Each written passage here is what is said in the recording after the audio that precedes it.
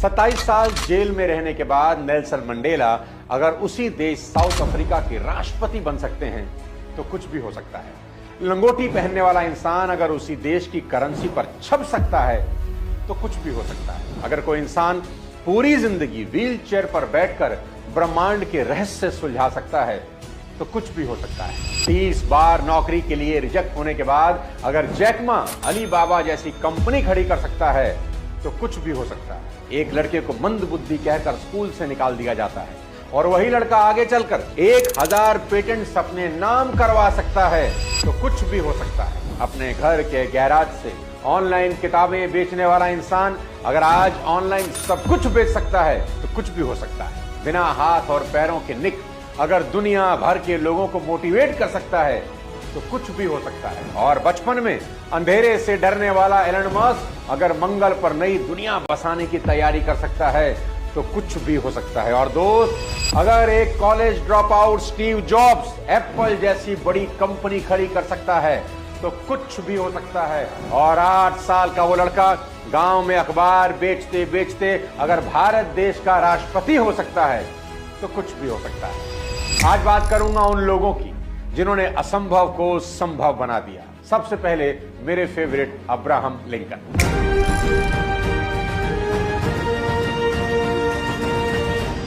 शुरुआत करते हैं 1830 के दशक से। स्प्रिंगफील्ड के पास एक छोटा सा गांव था न्यू सलेम।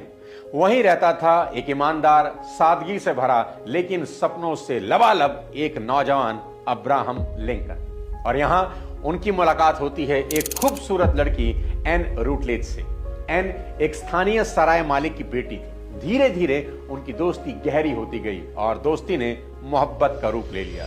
उस दौर में लिंकन अपनी वकालत और राजनीति की शुरुआती सीढ़ियां चढ़ रहे थे, लेकिन एन उनके लिए इमोशंस और सुकून का सेंटर बन चुकी थी। दोनों ने शादी करने का मन बनाया, पर एन के परिवार ने कहा पहले पढ़ाई पूरी करो, कुछ वक्त इंतजार करो, और लिंकन मान गए। उन्हें क्या पता था कि यह इंतजार उनकी जिंदगी को हमेशा के लिए बदल देगा। जिंदगी लिंकन को एक ऐसा तमाशा दिखाने वाली थी जिसकी उन्होंने कभी कल्पना भी नहीं की। 1832 में उन्होंने पहली बार इल्यूनिस राज्य विधानसभा का चुनाव लड़ा और हार गए।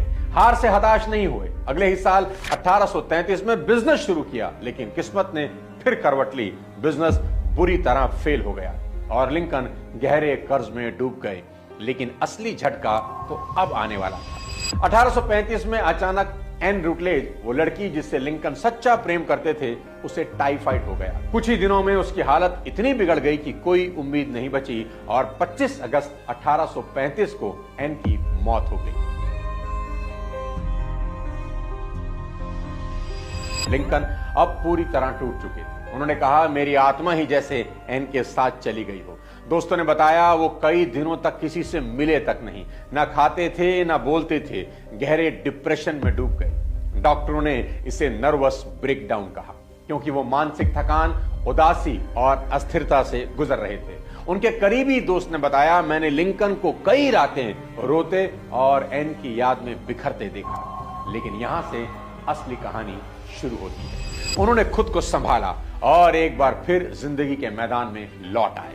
1838 में स्पीकर यानी विधानसभा अध्यक्ष बनने की कोशिश की और नतीजा फिर हारे। 1843 में चुनाव लड़ा, नतीजा फिर हारे।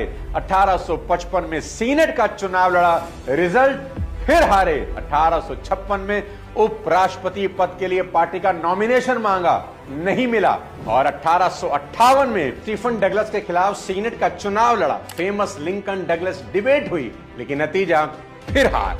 ऐसा लगता था जैसे किस्मत बार बार उन्हें धक्का दे रही थी, पर उन्होंने कभी गिरकर ठहरना नहीं सीखा, सिर्फ उठना सीखा था। पर इतना सब कुछ झेलने के बाद भी उस लोहे के जिगर जैसे इंसान ने अपनी हार को अपनी पहचान नहीं बनने दिया। वो प्यार में हारे, बिजनेस में हारे, राजनीति में बार बार हारे, लेकिन झुके नहीं, टूटे नहीं, रुके नहीं। और आखिरकार कुदरत को मेहरबान होना ही पड़ा। 1860 में लगातार संघर्ष और पब्लिक सपोर्ट की बदौलत वो अमेरिका के 16वें राष्ट्रपति बन गए। उन्होंने ना सिर्फ सिविल वॉर जैसी भयंकर लड़ाई में देश को एकजुट रखा, बल्कि गुलामी जैसी प्रथा को खत्म कर इतिहास में अमर हो गए। जरा सोचिए दोस्त, एक ऐसा इंसान जो प्यार में टूटा, बिजनेस में डूब गया, पॉलिटिक्स में बार बार गिरा, वही इंसान एक दिन दुनिया के सबसे ताकतवर देश का राष्ट्रपति बन जाता है। तो फिर हम और आप किस बात का रोना रो रहे हैं? हालात कैसे भी हों, उठना तो हमें ही होगा और अपना मुकद्दर अपने हाथों से लिखना ही होगा। अब अगली कहानी आपके रोंगटे खड़ी करने वाली है, जिसे सुनकर ठंडा पड़ा खून भी ज्वालामुखी की तरह धधकने लगेगा। दोस्तों, जिंदगी में शरीर की नहीं, सोच की सीमाएं मायने रखती हैं और इसका सबसे बड़ा एग्जांपल है स्टीफन हॉकिंग। 21 साल की उम्र में उन्हें ALS यानी एमियोट्रोफिक लेटरल स्क्लेरोसिस नाम की बीमारी हुई।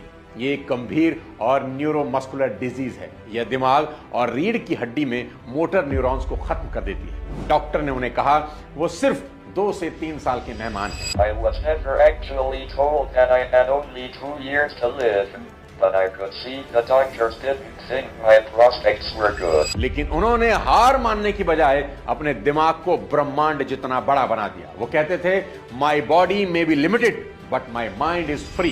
व्हील चेयर पर बैठा वो इंसान पूरी दुनिया को टाइम, ब्लैक होल और यूनिवर्स के राज समझा गया। उसने अपनी बीमारी को कमजोरी नहीं, ताकत में बदल दिया। अपनी जिज्ञासा को मरने नहीं दिया और अपने ह्यूमर को आखिर तक छोड़ा नहीं। अपनी गंभीर हालत के बावजूद हॉकिंग हमेशा हल्का फुल्का ह्यूमर जारी रखते थे। वो द सिम्पसंस और स्टार ट्रेक जैसे शो में भी दिखे। Personnel report to duty stations. Wrong again, Albert. Red alert. उन्होंने कहा, जीवन बेहद मुश्किल हो जाएगा अगर हम हंसना छोड़ दिए। सीख बेहद आसान है दोस्त, चाहे हालात कितने भी कठिन क्यों ना हो, मुस्कुराना और उम्मीद रखना मत छोड़ना। ALS के कारण जब उनका पूरा शरीर लकवाग्रस्त हो गया तो उन्होंने बोलने की अपनी ताकत भी खो दी।